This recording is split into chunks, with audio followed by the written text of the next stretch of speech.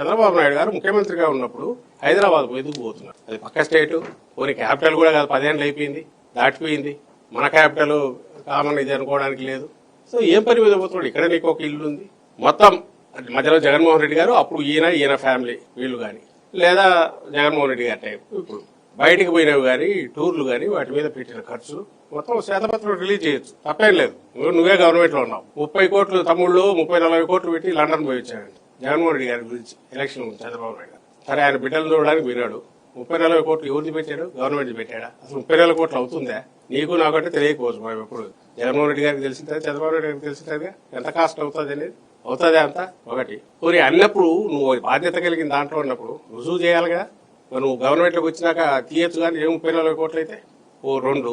నువ్వు ఎట్లా పోతున్నావు? నువ్వు ఎక్కడికి పోతున్నావు? జగన్మోహన్ రెడ్డి గారు ఎక్కడికి పోతున్నావు ముందు చెప్పాడు. ఓపెన్ గా ఉన్నాడు, ట్రాన్స్పరెంట్ గా ఉన్నాడు. నువ్వు ఎందుకు చేయలేకపోయావు? నువ్వు వాటిని ఓపెన్ గా డీటెయిల్స్ అని పెట్టచ్చుగా. ఇప్పటికైనా ఏదైనా ఉంటే, వాళ్ళకి దమ్ము ధైర్యం ఉంటే, లేదా ఫెయిర్ ప్లే ఇది కావాలంటే, ఫెయిర్ ప్లే ఎలాగో ఎక్స్పెక్ట్ చేయలేవు. తప్పించుకోవడానికి ఎప్పుడు ఇదే చేస్తారు కానీ ప్రజల నుంచి కూడా డిమాండ్ రావాలి. అందరూ మీడియా కూడా డిమాండ్ చేయాలి. శ్వేతపత్రం రిలీజ్ చేయమని. అప్పుడు అడ్వైజర్స్ దీని మీద అప్పుడు తీర్చారు, దాని మీద రిలీజ్ చేయమని ఒకటి. అప్పుడు ఎంతమంది ఉన్నారు, ఇప్పుడు ఎంతమంది ఉన్నారు, 14-19 మధ్య ఉన్నారు. కన్సల్టెంట్ల పేరుతో ఎంతమంది ఉన్నారు?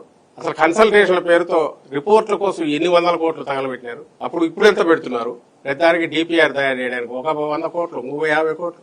అమరావతిని తిప్పి ఇప్పుడు మేము మాట్లాడుతుంటేనే ఇంతకుముందు తెలిసింది. ఆ రోజు నవనగరాలు అన్నారట. అది ఎక్కడికి పోయినాయో తెలియదు. నవనగరాలు, ఆ నవనగరాల్లో స్పోర్ట్స్ సిటీ ఉండిందట 1500. మరి ఇప్పుడు మళ్ళీ 2500 ఏకర్స్ మళ్ళీ ఇంకొక స్పోర్ట్స్ సిటీ అని అవేమైనాయి? ఆ రిపోర్ట్ తయారు చేయడానికి పే చేసిన 100 కోట్లను ఎవరు ఇవ్వాలి? ఏమీ దానికి ఆన్సర్ లేదు.